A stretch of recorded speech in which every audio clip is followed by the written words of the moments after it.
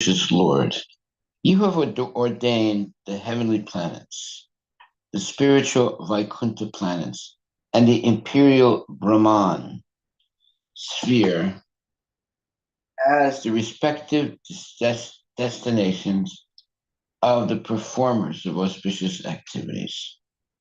Similarly, for those, similarly for others who are miscreants, who have destined different kinds of hells, which are horrible and ghastly.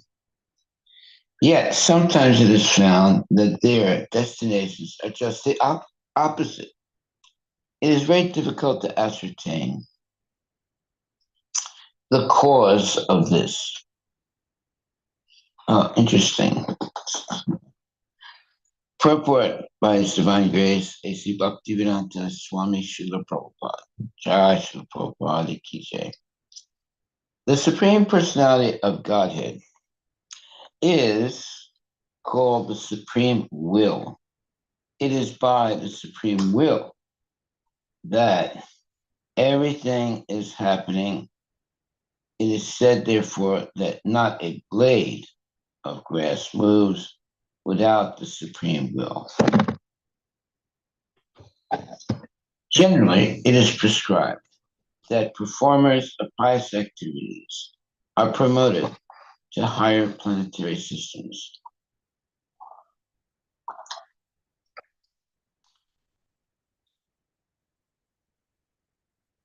And planetary systems. Devotees are promoted to the Vaikunthas, or spiritual worlds, and impersonal speculators are promoted to the impersonal Brahman effulgence. But it is sometimes so happens that miscreants like Ajamila is promoted to the Vaikuntha Loka simply by chanting the name of Narayana. Although when Ajamila uttered this vibration, he intended to call his son Narayana. Lord Narayana took it seriously and immediately gave him promotion to the Vaikuntha Loka, despite his background which was full of sinful activities. Similarly, King Daksha was always engaged in the pious activities of performing sacrifices. Yet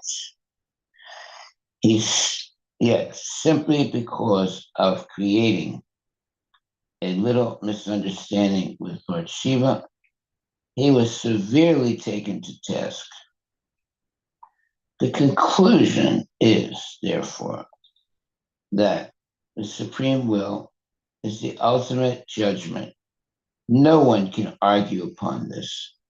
The pure devotee, therefore, submits all circumstances to the Supreme Will of the Lord, accepting it as all auspicious.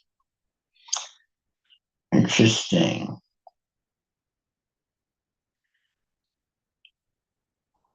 This 45, I think we covered last time. Saying that we covered it. 45, yes. Well, almost finished in the purport. Tate nukampam susamikshamano munjana ivatmakutam vipakam. Prit vak vapur bir vididam namaste shive te yo mukti pade sadaya bak. Srimad Bhagavatam 10:14-8. The purport in this verse is that when a devotee is in a climaticus condition, he takes it as a benediction of the Supreme Lord and takes responsibility himself for his past misdeeds. In such a condition, he offers still more devotional service and is not disturbed. One who lives in such a disposition of mind engaged in devotional service is the most eligible candidate for promotion to the spiritual world. In other words, such a devotee's claim for promotion to the spiritual world is assured in all circumstances. Okay, text 46. My dear Lord, devotees who have fully dedicated their lives to you, who have fully dedicated their lives unto your lotus feet, certainly observe your presence as Paramatma in each and every being. And as such, they do not differentiate between one living being and another. Such persons treat all living beings equally. They never become overwhelmed by anger like animals who can see nothing without differentiation. Okay, so purport by Srila Prabhupada.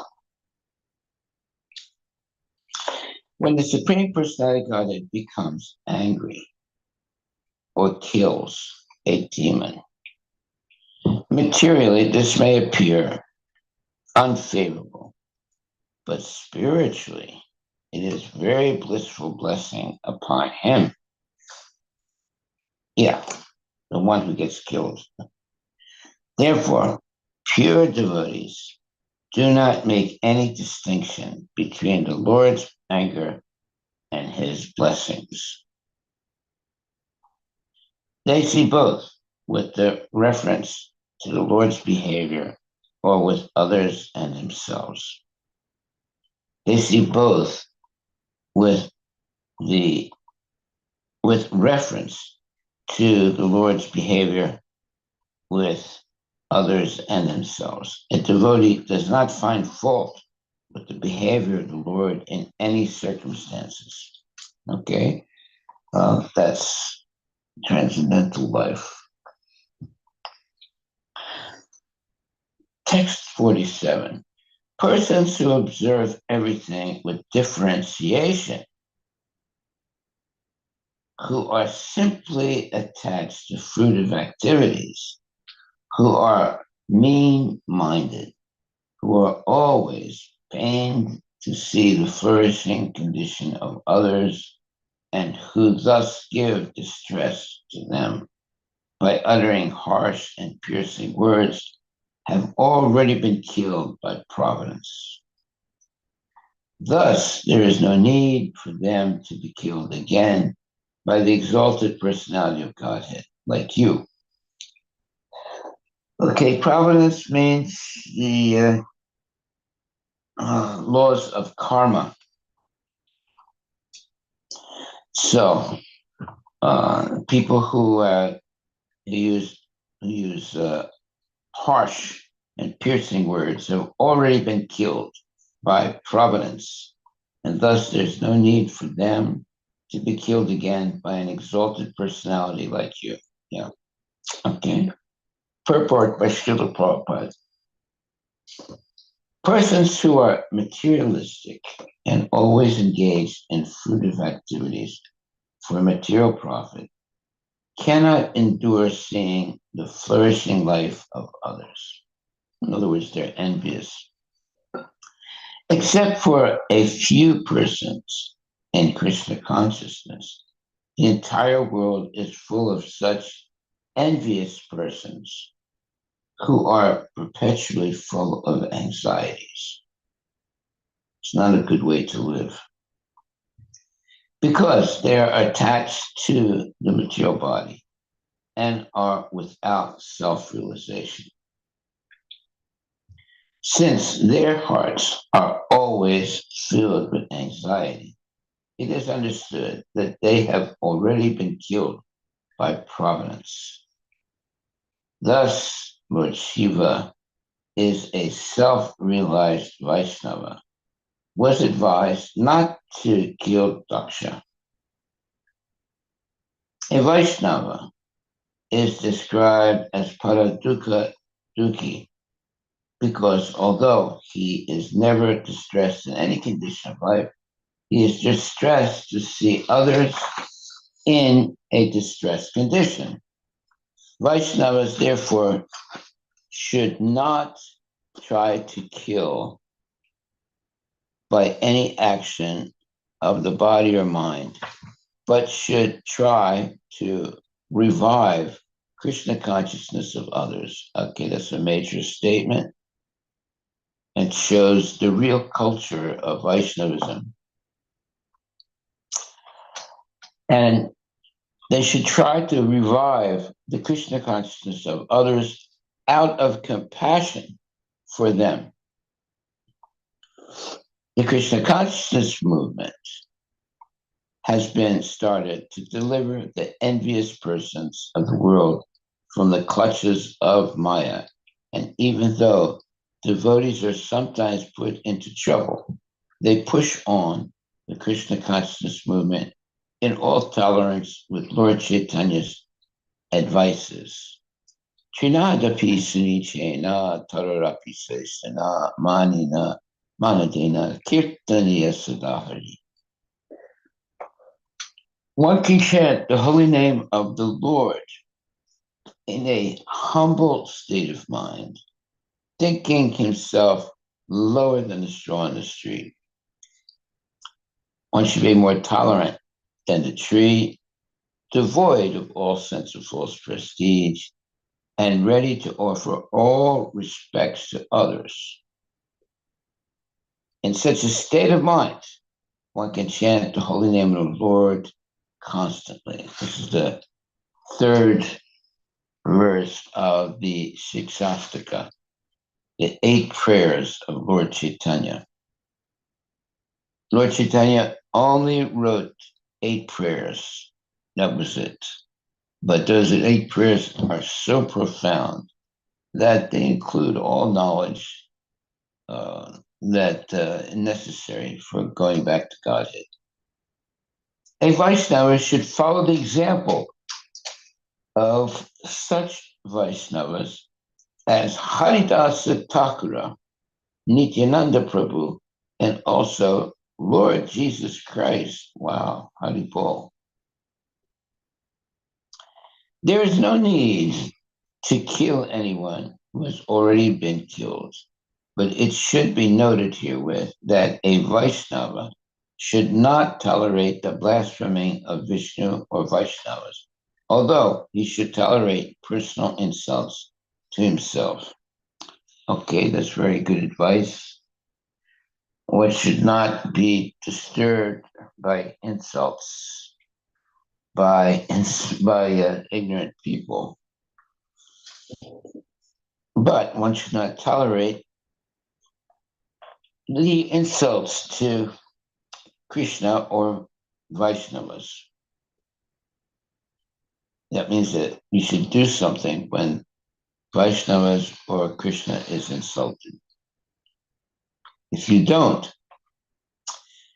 you will have to get the punishment for not doing the right thing. Okay. Text 48.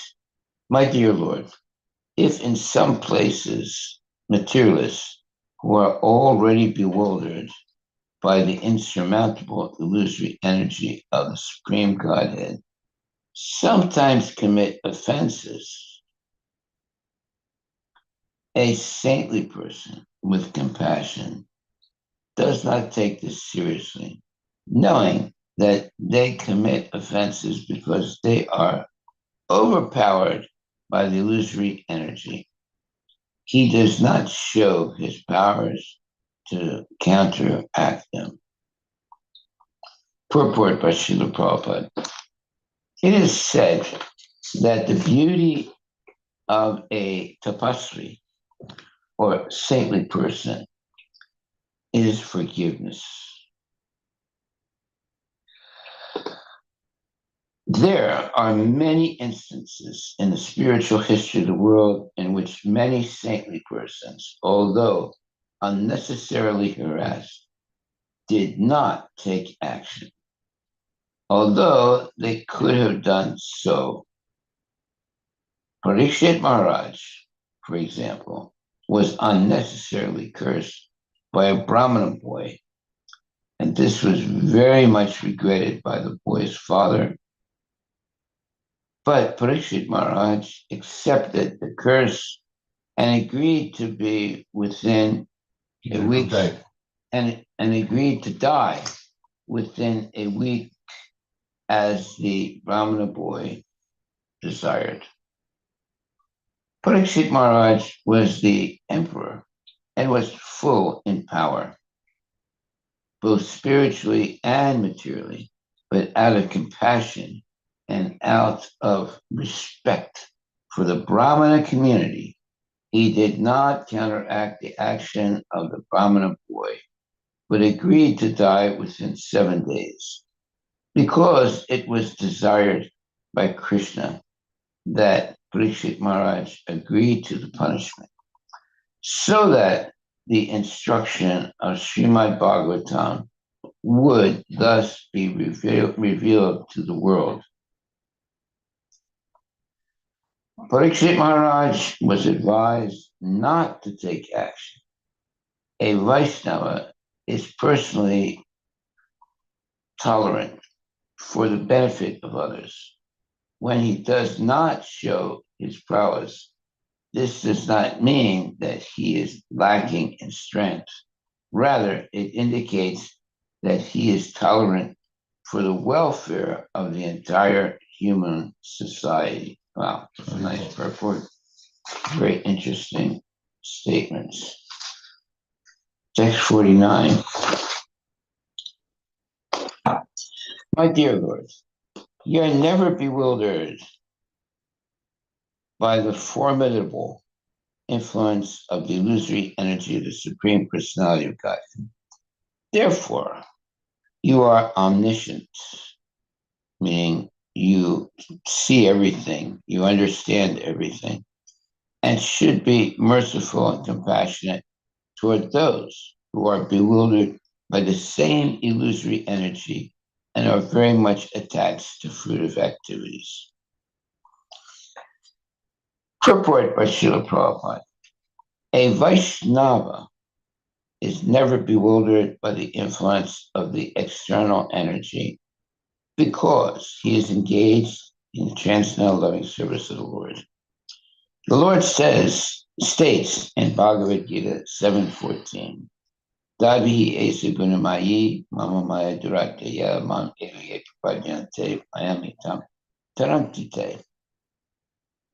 This is a wonderful verse that's already been quoted. And this verse says, my divine energy consisting of the three modes of material nature. My divine energy consisting of the three modes of material nature is difficult to overcome, but those who have surrendered unto me can easily cross beyond it. A Vaishnava should take care of those who are bewildered by this Maya, instead of becoming angry with them, because without the Vaishnava's mercy, they have no way to get out of the clutches of Maya. Those who have been condemned by Maya are rescued by the mercy of devotees. Vanchakalpatarabhyascha Vipasindhyadevacha Patitanam Pavanebhyo Vaishnavebhyo Namo Namaha. I offer my respectful obeisances unto all the Vaishnava devotees of the Lord. They are just like desire trees who can fulfill the desires of everyone, and they are full of compassion for the fallen conditioned souls. Those who are under the influence of the illusory energy are attracted to fruitive activities, but a Vaishnava preacher attracts their hearts to the Supreme Personality of Godhead, Sri Krishna. Okay, so it's a very popular verse. Daivihi esakuna mahi mamamaya durajaya mamevaye pajante mayametam tarantite. My divine energy, consisting of the three modes of material nature, is difficult to overcome, but those who have surrendered unto me can easily cross beyond it. Okay, so that is the power and the glory of the holy name. And anyone who engages in devotional service will be blessed. Therefore, the verse Panchakalpatarabhischa Kipasindubhyevacha Patitanam Pavaneva Vaishnava Namo Namaha is very significantly said. And it means, I offer my respectful obeisances unto all the Vaishnava devotees of the Lord. They're just like desire trees who can fulfill the desires of everyone, and they are full of compassion for the fallen conditioned souls. There it is. Very wonderful verse. Okay. So those who are under the influence of the illusory energy are attracted to fruitive activities. But a Vaishnava preacher attracts their hearts to the Supreme Personality of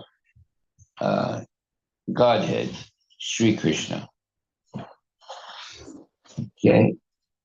So Canto 4, Chapter 6, verse number 50. My dear Lord Shiva, you are a shareholder of a portion of the sacrifice, and you are the giver of the result. The bad priests did not deliver your share, and therefore you destroyed everything, and the sacrifice remains unfinished. Now you can do the needful and take your rightful share.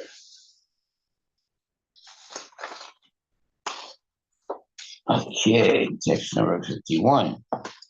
My dear Lord, by your mercy, the performer of the sacrifice, King Daksha, may get back his life. Bhaga may get back his eyes. Brigu, his mustache, and Pusha, his teeth. So they were really severely punished. O Lord Shiva, may the demigods and the priests whose limbs have been broken by your soldiers recover from the injuries of your grace. Yeah, so the followers of Lord Shiva beat up the followers of Daksha really bad. Text 53. O destroyer of the sacrifice, please take your portion of the sacrifice and let the sacrifice be completed by your grace. Purport by Srila Prabhupada, a sacrifice is a ceremony performed to please the Supreme Personality of Godhead. In the Srimad Bhagavatam, first canto, second chapter, it is stated that everyone should try to understand whether the Supreme Personality of Godhead is satisfied by his activity. In other words, the aim of our activities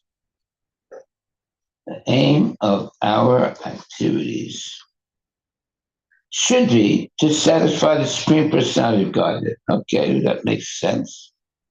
And that is hopefully the real goal of genuine devotees.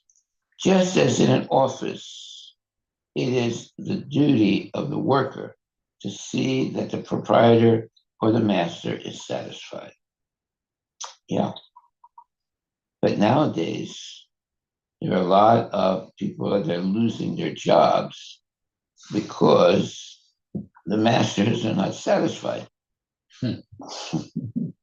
So everyone's duty is to see whether the Supreme Personality of Godhead is satisfied by one's activity. Okay? That's a very significant statement. Everyone's duty is to see whether the Supreme Personality of Godhead is satisfied by one's activity. Activities to satisfy the Supreme Godhead are prescribed in the Vedic literature, and execution of such activities is called yajna. In other words, acting on behalf of the Supreme Lord is called yajna. One should vow very well that any activity besides yajna is the cause of material bondage. Well, that's true. That is explained in Bhagavad Gita 3.9. Yajnartha karmano nyatra loko yam karma bandhana. Karma bandhana means that if we do not work for the satisfaction of the Supreme Lord Vishnu, then the reaction of our work will bind us. One should not work for his own sense gratification. Everyone should work for the satisfaction of God. That is called yajna. After the yajna was performed by Daksha, all the demigods expected prasada, the remnants of foodstuffs offered to Vishnu. Lord Shiva is one of the demigods, so naturally, he also expected his share of the prasada from the yajna. But Daksha, out of envy of Lord Shiva, neither invited Lord Shiva to participate in the yajna, nor gave him his share after the offering.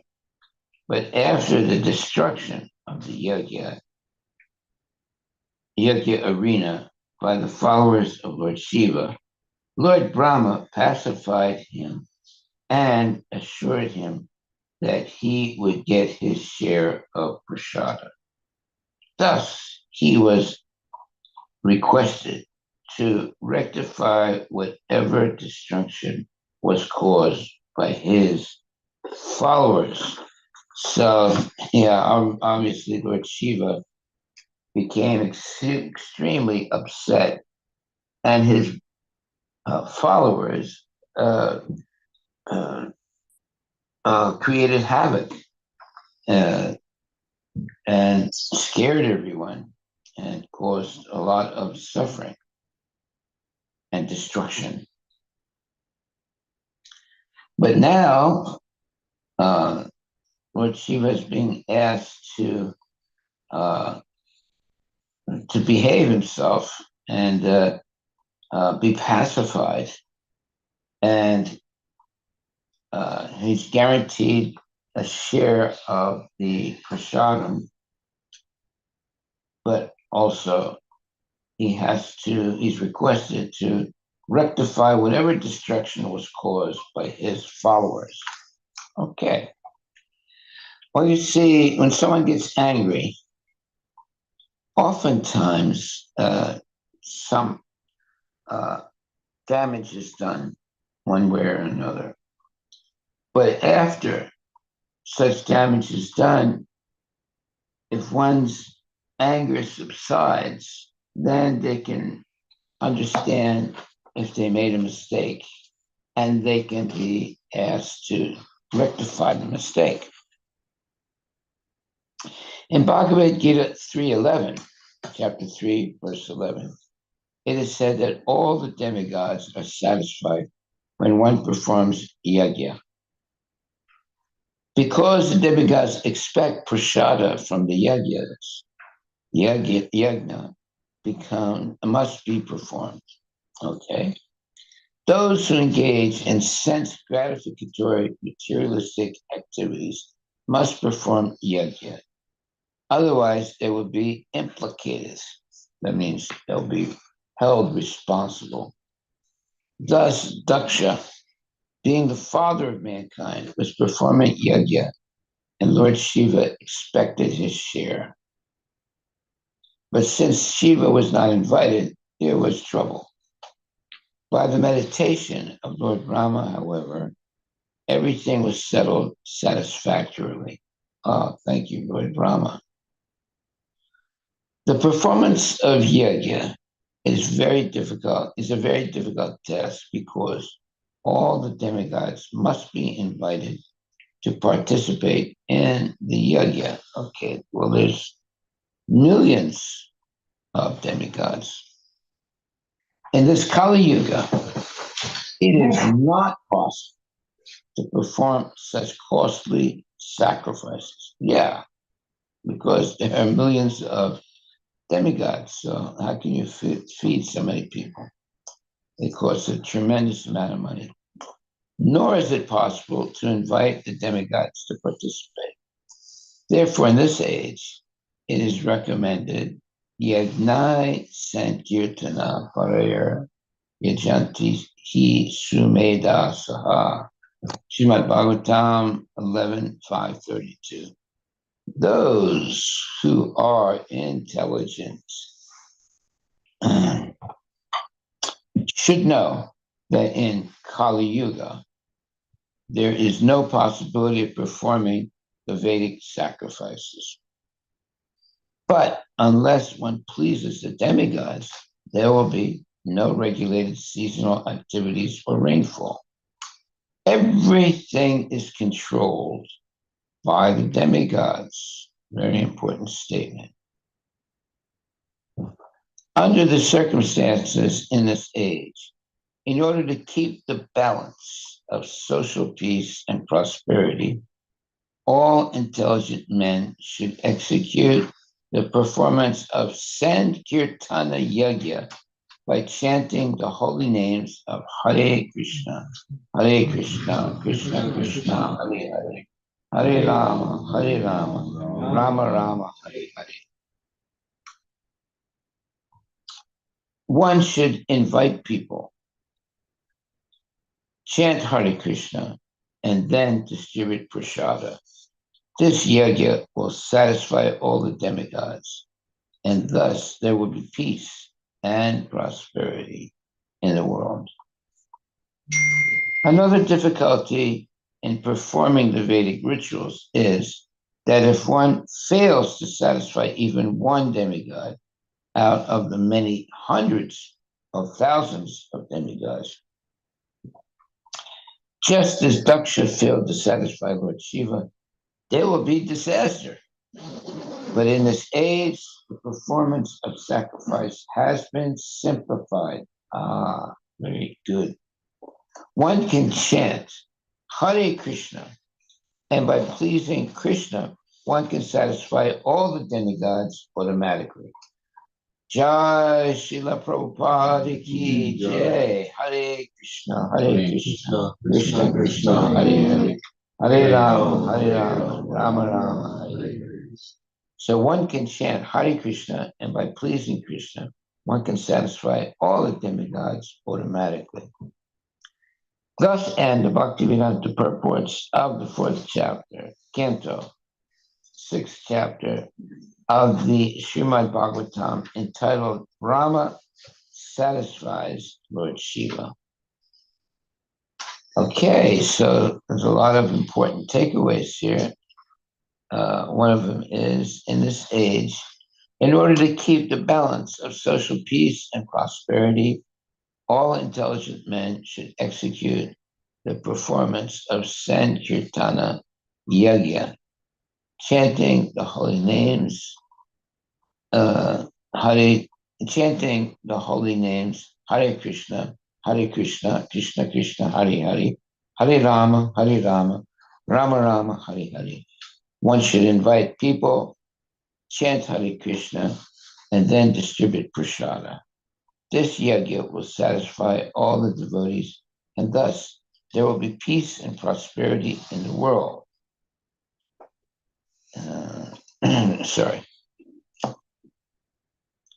This will satisfy all the demigods, and thus there will be peace and prosperity in the world.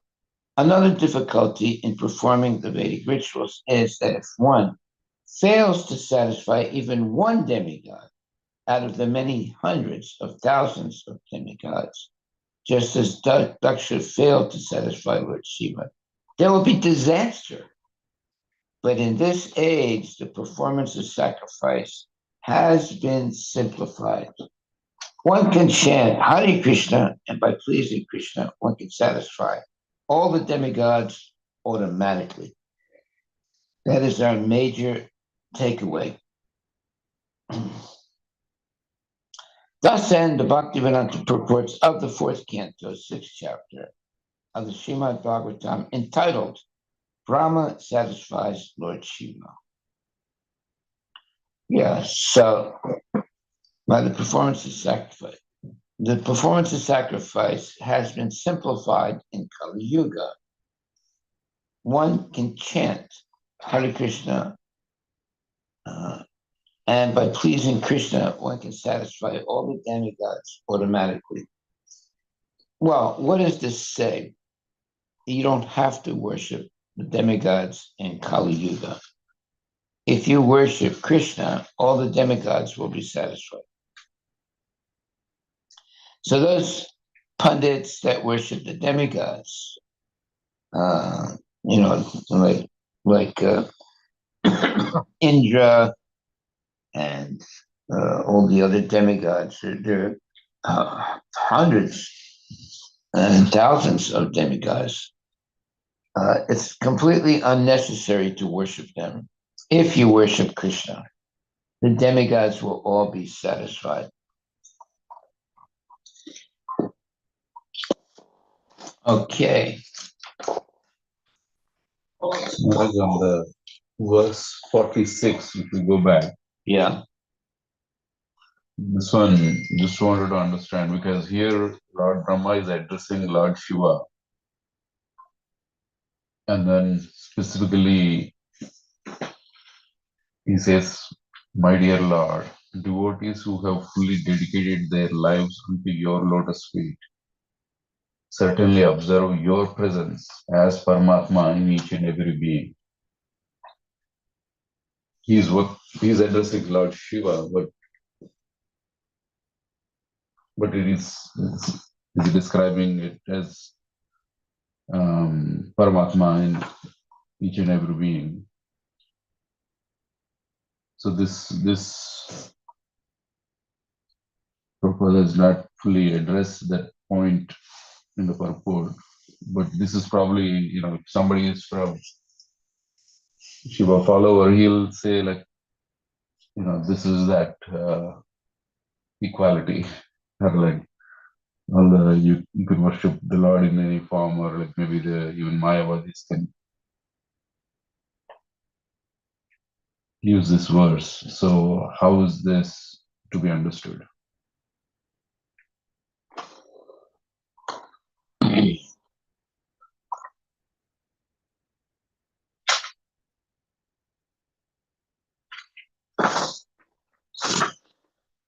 Okay, I'm trying to understand your question. So we're on the 46. If we go to the 46th verse.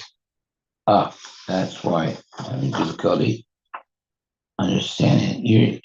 You're reading from the 46th verse, right? Yeah, which we covered. Okay. So if you start from the translation, and right now the context is that it's Lord Brahma is addressing Lord Shiva.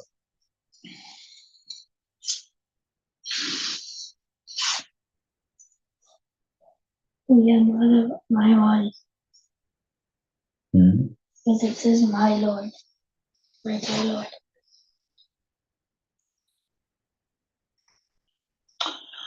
Okay, so yeah, there's a very significant statement here. It says, therefore, pure devotees do not make any distinction between the Lord's anger and his blessings.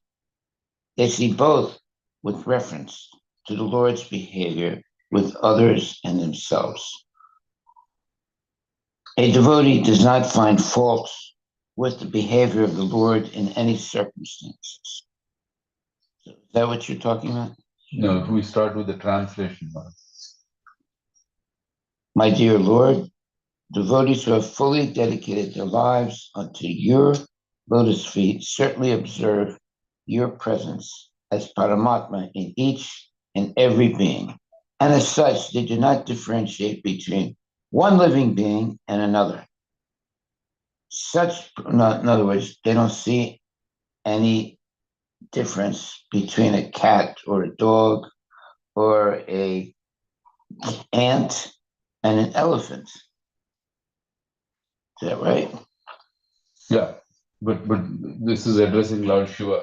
So in a way, this verse is saying that even if you worship Lord Shiva sincerely, you will experience the same Paramatma in each and every being. Yes. That's the vision of a devotee, an advanced devotee. He sees the Paramatma in the soul or in the body of all living entities. Therefore, he doesn't see the body itself in itself. He sees the Paramatma who is present in the body of all living entities, and thus he treats them equally. So that this also is saying that if you just worship Lord Shiva also, you will experience the same as a Vaishnava. Yes. Hmm. Yeah. Adding on to what Prabhuji said, Maharaj. What's that? It's addressing, Brahma is addressing Shiva as my dear Lord and is describing him,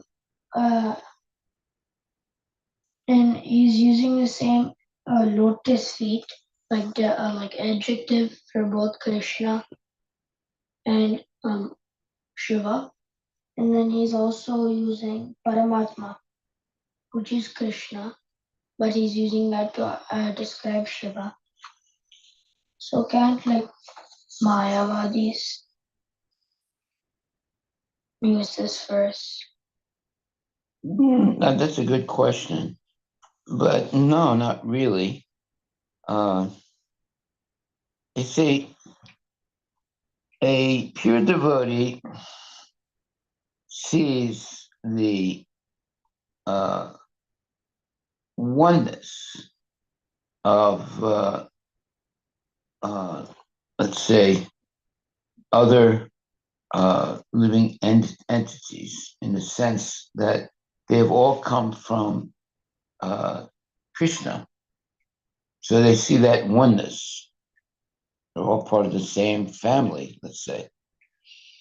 But they, and that's why it says here, my dear Lord, devotees who have fully dedicated their lives unto your lotus feet certainly observe your presence as Paramatma in each and every being.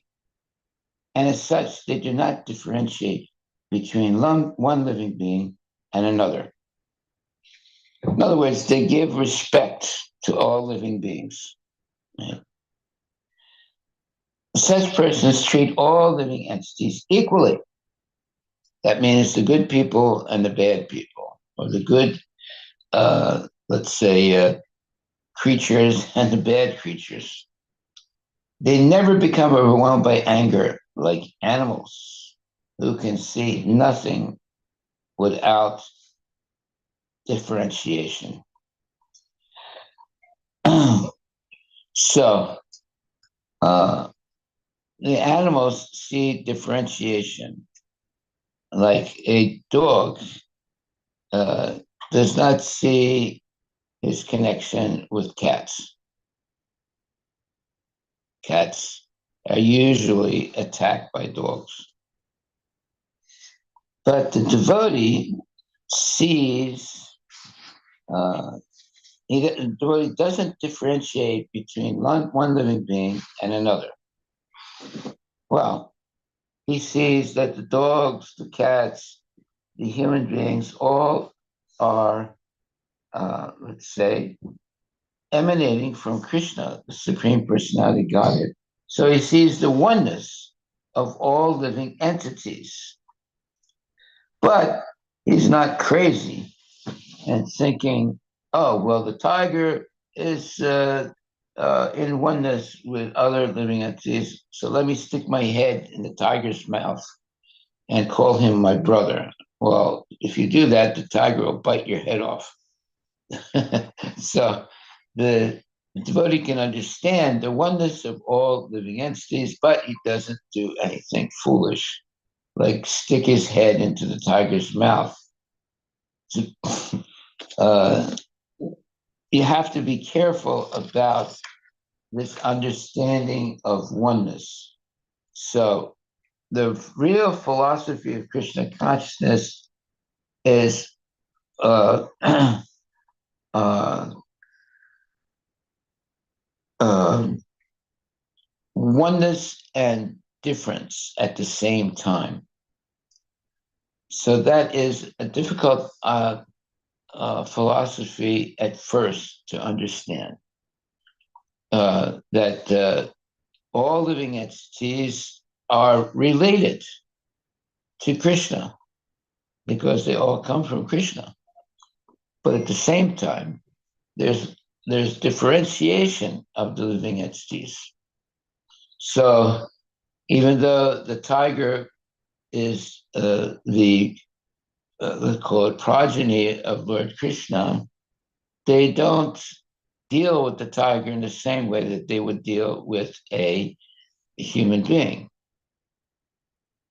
So they see simultaneous oneness and difference. That is the philosophy of Krishna consciousness.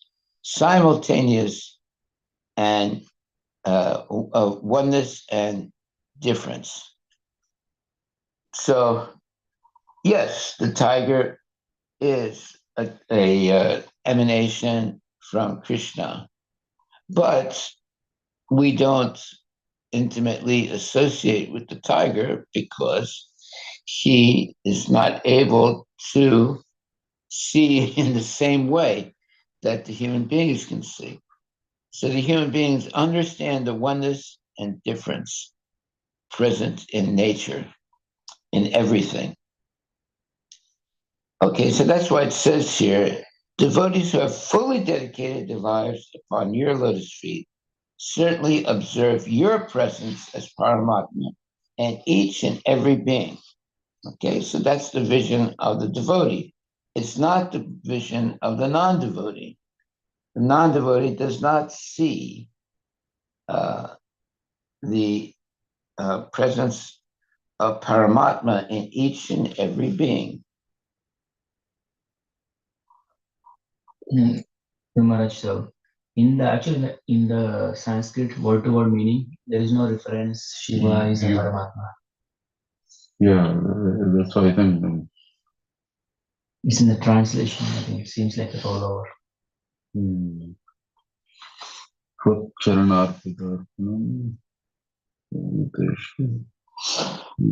Maharaj is here is pointing the Paramatma to Shiva. I think that's bewildering, confusing to us.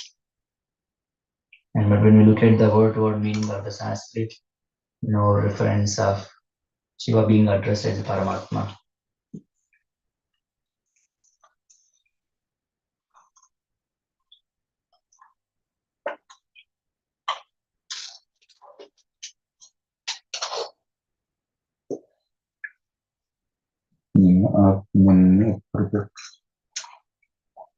If you look at the word for word,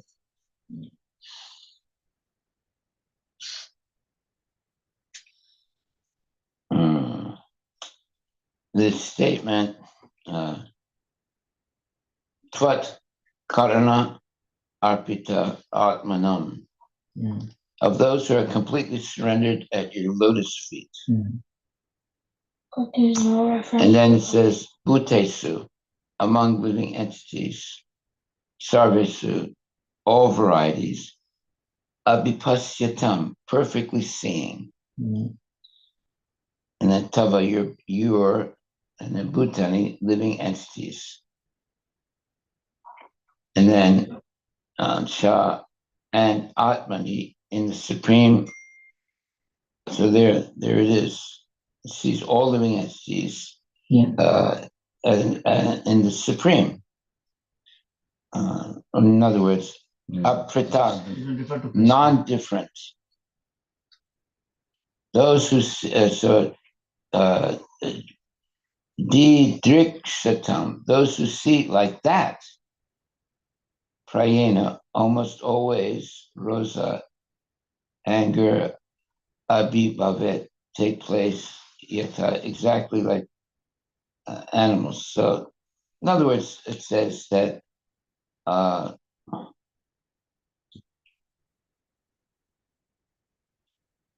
the devotees are completely surrendered to the Lord, observe the presence as Paramatma in each and every being, and as such, they do not differentiate between one living being and another. Such persons treat all living entities equally. They never become overwhelmed by anger like animals who can see nothing without differentiation. So the animals, they differentiate. A Paramatma person does not differentiate. That's why it's difficult for a, let's say, elevated devotee to differentiate between demons and devotees. He sees everyone equally. But a devotee must come down to a lower, let's say, level to see differentiation. He sees God, he sees other devotees, and he sees uh, uh, other, uh, and he also sees demons. And so he differentiates the demons from the devotees. Whereas someone who's like completely, uh, let's say, spiritually inclined sees everyone equally. So such people are not good preachers. Yeah, because they see everyone equally. But a devotee sees the Supreme Personality Godhead, he sees other devotees, and he sees the difference between the devotees and demons. So he makes a differentiation. And he also sees the innocent people. Right? So he tries to protect the innocent people and instructs them. And he avoids the association of the non-devotees. But someone who's in complete transcendental existence does not see like that. He sees everybody, he sees Krishna and everyone, and he treats them equally. But such a person cannot be a good preacher because he's going to put all people on the same level. So that'll really, make some people full of anxiety. Okay, and that's why it says here in the text 47, persons who observe everything with differentiation, who are simply attached to fruitive activities, who are mean-minded, who are always pained to see the flourishing condition of others, and who thus give distress to them by uttering harsh and piercing words, have already been killed by providence, meaning by, whenever it says providence, it's talking about the demigods who are, superior living beings and who have providence basically means karma. Thus, there is no need for them to be killed again by an exalted personality like you. Yeah, because they are going to be uh, suffer due to karma, which is like providence. It's something that is destined to happen. Just like if you see a person sitting on the branch of a tree and sawing it, from the part where the a branch touches the trunk of the tree and he's sitting on the branch. Well, you know that eventually he's going to fall down. So that is providence. It's behavior that you can identify the, let's say, the karma that that person is going to have. Like, for example, you see someone drinking liquor. Well, you know that person's going to have problems, right? If you tell that person he's going to have problems, he'll probably get angry and say, "Oh, what do you know? Get away from me." But in the same way, if you see a person sitting on the branch of a tree, sawing it off from where the branch touches the trunk of the tree, you know for sure that he's going to fall down. He might not know it, but you know it for sure. So you don't have to stick around and wait for him to fall down. You can tell him, sir, if you keep doing that, you're going to fall down. And say, hey, get out of here. You don't know what you're talking about. So that's the position of many people in the world. They are basically sitting on a branch of a tree, sawing off the branch. But they don't understand what the consequences are. Like, for example, someone who chews tobacco, they don't understand what the consequences are of chewing tobacco. If someone constantly chews tobacco every day, they'll get cancer of the mouth, and eventually their whole face will evaporate, right, due to the cancer, and they'll die a horrible life. So they can't see what's going to happen. Just like a person on the branch of a tree sawing off the branch of the tree. Someone walks by and say, hey, sir, if you keep doing this, you're going to fall down. You might break your arm or your leg or your neck. And he says, oh, what do you know? Hey, get out of here, right? So sometimes, like, for example, if you see a bunch of teenagers smoking marijuana and, giggling and laughing, they're going to have a lot of problems. Maybe not right away, but if they keep doing that, they're going to have a lot of problems. They don't see that they're going to have problems. They're just enjoying getting high on marijuana, but eventually the consequences of doing something illicit like that will, act, and they will suffer. Okay, so whenever you see a person engaging in unholy activities, you can predict what's going to happen to them. They're going to have a lot of problems, like having illicit sex, smoking marijuana, lying and cheating others, all kinds of unholy activities. Well, there's going to be consequences. There's going to be karma. Whenever anyone has sense gratification, it's always followed by suffering. That's the law of nature. Now, most people who engage in sense gratification, they'll argue with you that they don't believe that. but it's the law of nature, right? If you engage in sense gratification, it'll be followed by suffering. Look it up where it says that. There's a verse. 522. Huh? Bhagavad Gita 5.22. Ah, very good.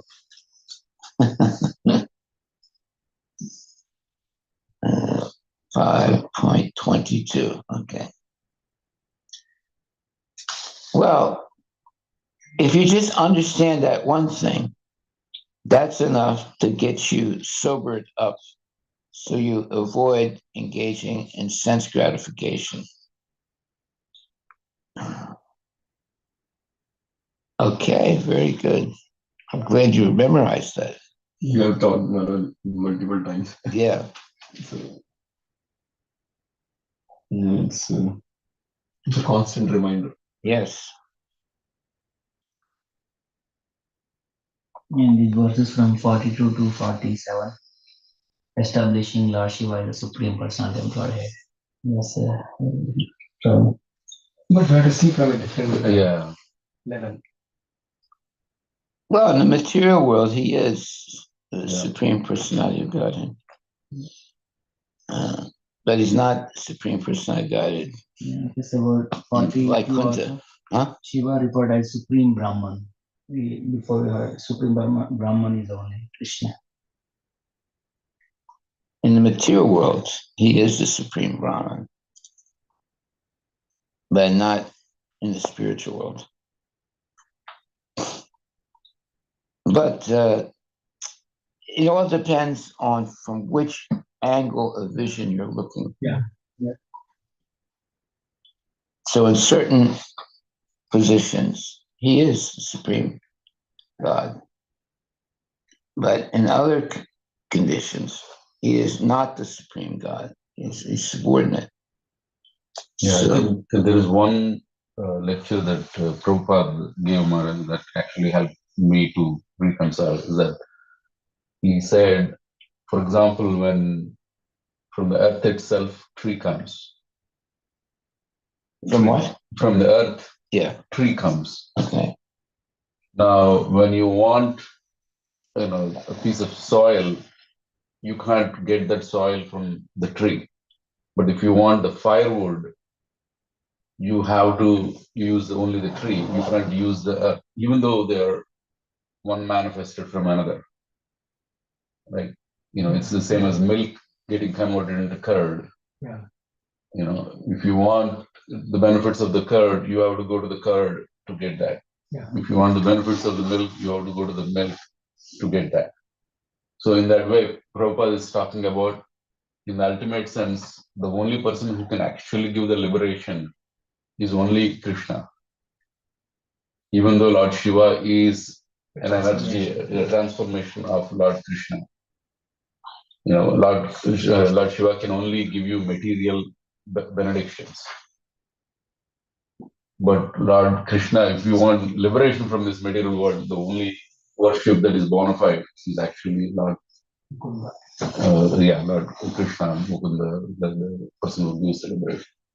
So it's a way to reconcile that they're all coming from Lord Krishna only, and they're obviously as good as Lord Krishna. Lord Shiva is as good as Lord Krishna, but at the same time, he cannot give us the liberation. And we, as the devotees, liberation in this case is going back to Godhead. Mm.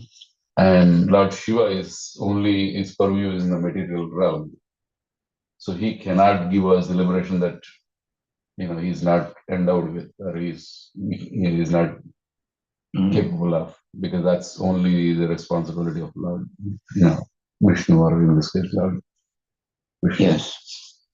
So that's Well, he can give you temporary liberation. what they say that, right? Yeah, that example is good, but that wants to find the reconcile the Paramatma.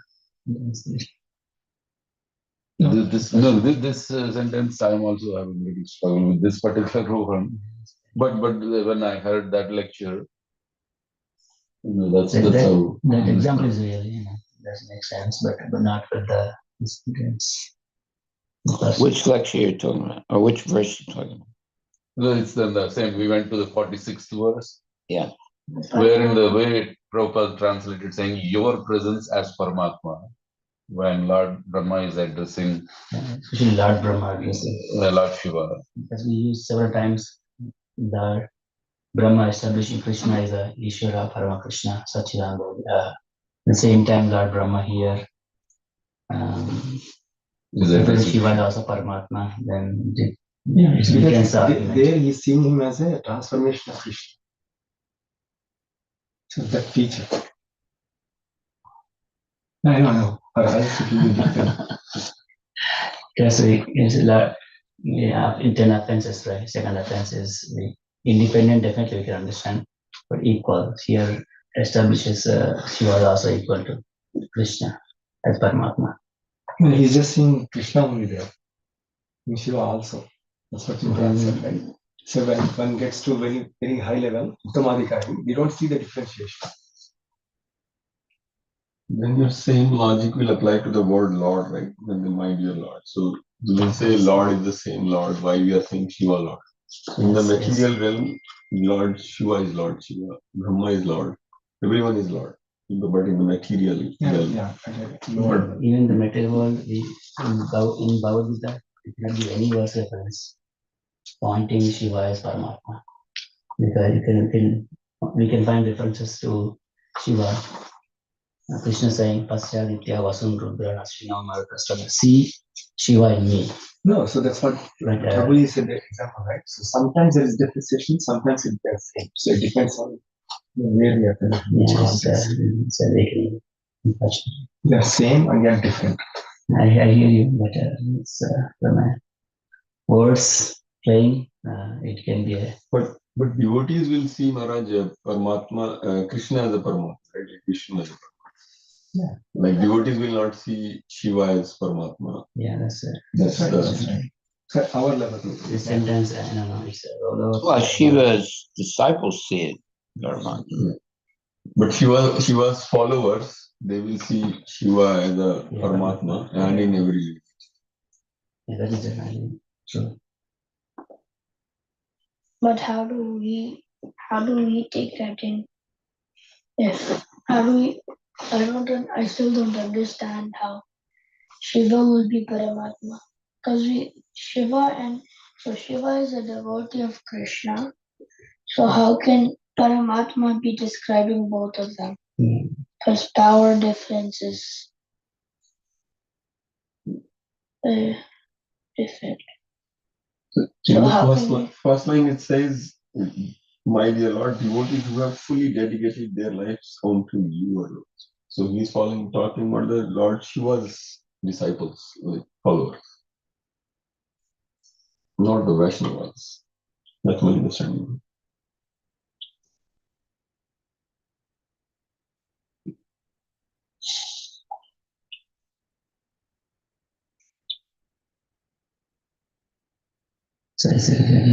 All right, so the main takeaway is that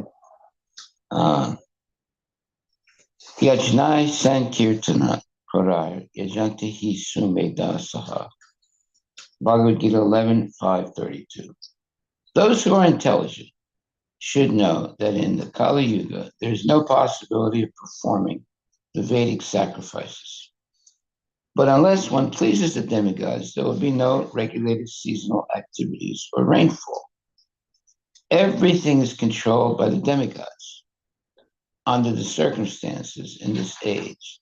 In order to keep the balance of social peace and prosperity, all intelligent men should execute the performance of Sankirtan Yajna by chanting the holy names Hare Krishna and so forth, the mantra. One should invite people, chant Hare Krishna, and then distribute prasada. This yajna will satisfy all the demigods, and thus there will be peace and prosperity in the world. Another difficulty in performing the Vedic rituals is that if one fails to satisfy even one demigod out of the many hundreds of thousands of demigods, just as Daksha failed to satisfy Shiva, there will be disaster. But in this age, the performance of sacrifice has been simplified. One can chant Hare Krishna, and by pleasing Krishna, one can satisfy all the demigods automatically. There it is. This is the ultimate statement. Therefore, in Kali Yuga, the only sacrifice that one can perform properly is the Hare Krishna Maha Mantra, and that'll satisfy everyone. You don't have to go one by one, satisfying all the demigods. They'll all will be satisfied by chanting the Hare Krishna Maha Mantra and performing Sankirtan Yagya. There is another way. Going back to the previous question, Maharaj, like when we look at Chaitanya Mahaprabhu, there are two ways we look at him. He is an incarnation of Krishna, but in the form of a devotee. Yeah. So we worship him both as non-different from Krishna, but we also worship him as the greatest devotee of the Lord.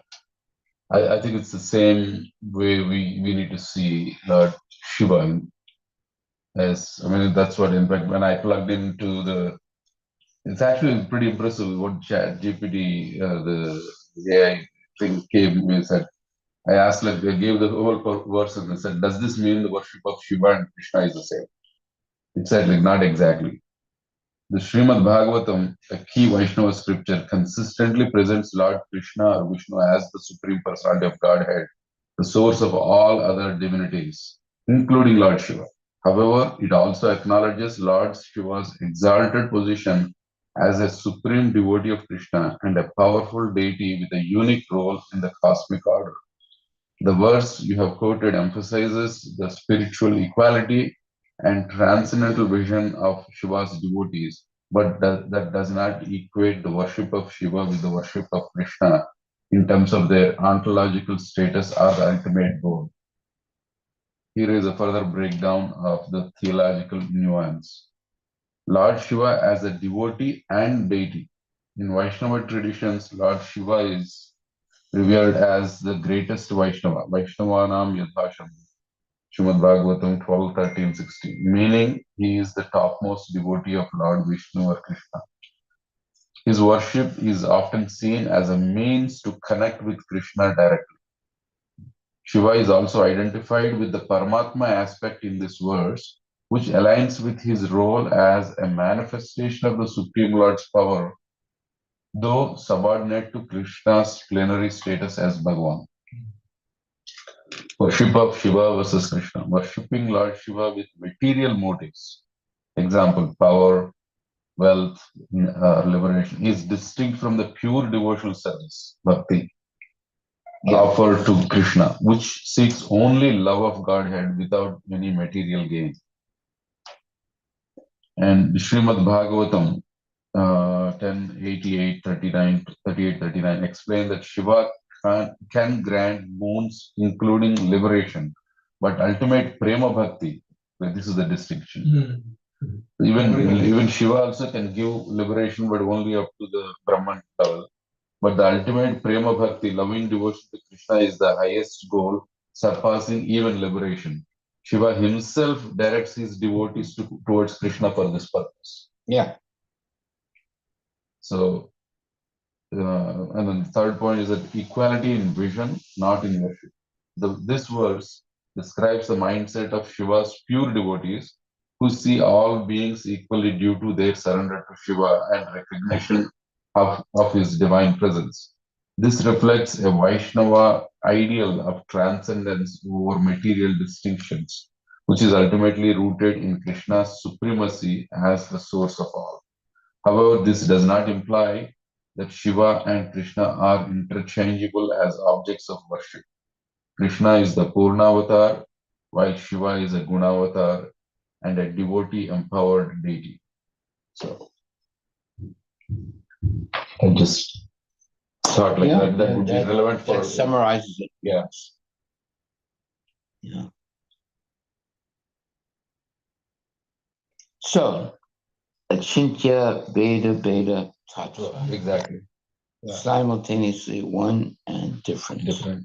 That's philosophy of Vaishnavas. Whereas the non-Vaishnavas, they can see, they don't see like that. So the Shaivaites will say Shiva is the Supreme Personality of Godhead, right? And they'll argue with the Vaishnavas who say that Krishna is the Supreme Personality of God.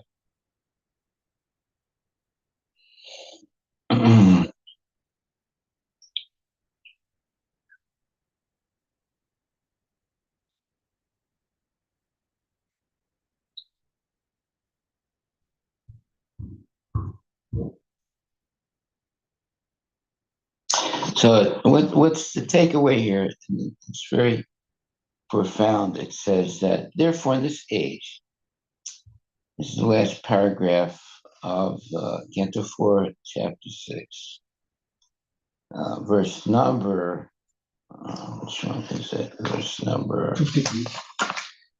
Yeah, 53. Uh,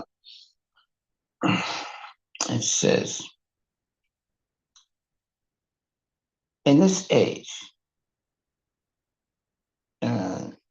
in order to keep the balance of social peace and prosperity, all intelligent men should execute the performance of Sankirtan Yajna by chanting the holy names Hare Krishna, Krishna Krishna, Hare Hare, Hare Rama, Rama Rama, Hare Hare. One should invite people, chant Hare Krishna, and then distribute prasada. This yajna will satisfy all the demigods, and thus there will be peace and prosperity in the world. Another difficulty in performing Vedic rituals is that if one fails to satisfy even one demigod out of the many hundreds of thousands of demigods, just as Daksha failed to satisfy Lord Shiva, there will be disaster. But in this age, the performance of sacrifice has been simplified. One can chant Hare Krishna, and by pleasing Krishna, one can satisfy all the demigods automatically. That is our takeaway today. You don't have to satisfy all the demigods. If you satisfy Krishna, all the demigods will be satisfied. And that's why it says everything is controlled by the demigods. Under the circumstances in this age, in order to keep the balance of social peace and prosperity, all intelligent men should execute the performance of Sankirtan Yajna by chanting the holy names Hare Krishna, Krishna Krishna, Hare Hare, Hare Rama, Rama Rama, Hare Hare. One should invite people, chant Hare Krishna, and then distribute prasada. This yajna will satisfy all the demigods, and thus there'll be peace and prosperity in the world. There it is. You don't have to try and please every demigod. And there's thousands of demigods, right? But they will all be satisfied by chanting Hare Krishna and distributing prasadam. Of course, they'll be waiting to get their portion of prasadam. That's why we distribute prasadam to everyone. Why? Because everything is controlled by the demigods. Under the circumstances in this age, in order to keep the balance of social peace and prosperity, all intelligent men should execute the performance of Sankirtan Yajna by chanting the holy names, Hare Krishna, and so forth. One should invite people, chant Hare Krishna, and then distribute prasada. This yajna will satisfy all the demigods, and thus there will be peace and prosperity in the world. Well, there's hundreds and thousands, maybe even millions of demigods. It's not possible to satisfy each one separately. But by performing the Sankirtan Yagya in the age of Kali, all the demigods will be satisfied. And therefore, there will be peace and prosperity in the world. Okay, that is our takeaway today.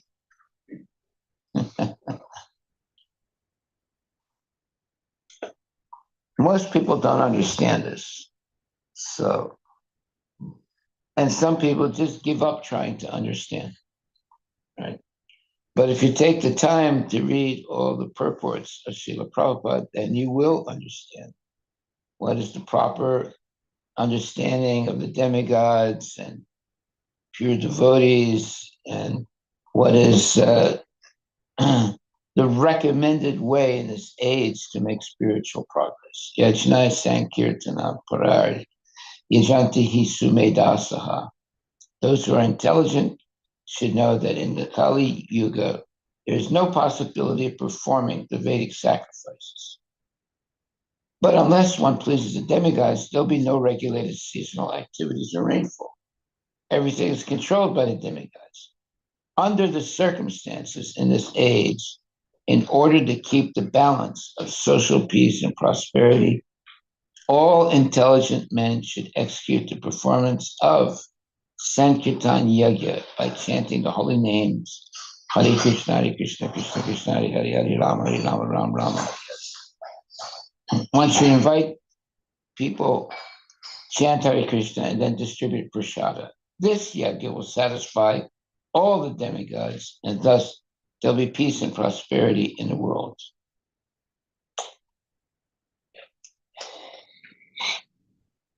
Otherwise, if one fails to satisfy even one demigod out of the many hundreds of thousands of demigods, just as Daksha failed to satisfy Lord Shiva, there will be disaster. But in this age, the performance of sacrifice has been simplified. One can chant Hare Krishna, and by pleasing Krishna, one can satisfy all the demigods automatically. Haribol. All glories to Srila Prabhupada's purports. Hare Krishna.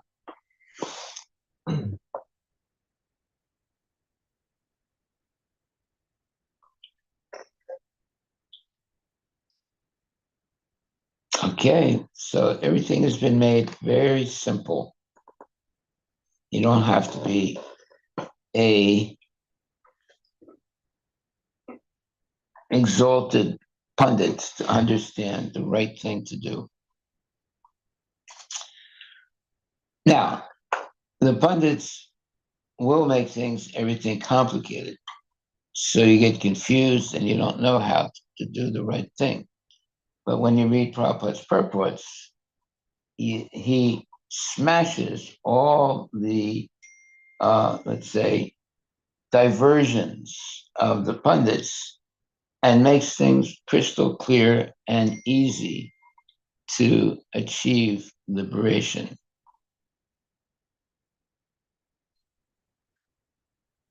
That's why the Hare Krishna Mantra has been brought down from the spiritual world, specifically in Kali Yuga, to help the people in this age who are naturally not very intelligent, and they have not perfect karma, and there's so many faults. So to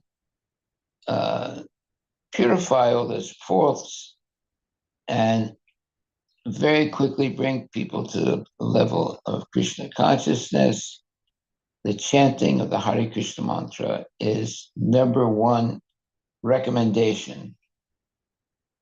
And that's why it says here, all intelligent men should execute the performance of Sankirtan Yagya by chanting the holy names of Hare Krishna. One should invite people, chant Hare Krishna, and then distribute prasada. This yagya will satisfy all demigods, and thus there will be peace, prosperity in the world. Okay, well, there you go. You want to have peace and prosperity in the world, you should have Harinam Sankirtan, chant Hare Krishna, distribute prasadam, and there will be peace and prosperity. And all the demigods will be pleased also. Hare Krishna, Krishna Krishna, Hare Hare. Hare Rama, Rama Rama, Hare. Oh, glories, my dear devotees, please chant Hare Krishna now. And he will satisfy all the demigods and Krishna. And everything will be very easy for you in this age. Okay, we'll stop right there. And our takeaway is, under the circumstances in this age, in order to keep balance and social peace and prosperity, well, everybody wants that. They want social peace and prosperity. All intelligent men should execute the performance of Sankirtan Yoga by chanting the holy names, Hare Krishna, etc. One should invite people, chant Hare Krishna, and then distribute prasada. This yoga will satisfy all the demigods, and that means everybody. And thus there'll be peace and prosperity in the world. Wow, that's what we want. Peace and prosperity in the world. That's what everybody wants, right? They don't want war. They don't want pestilence, so forth.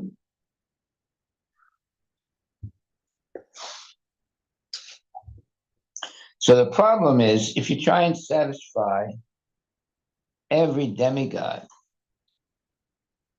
and you fail to satisfy even one of the many thousands of demigods, then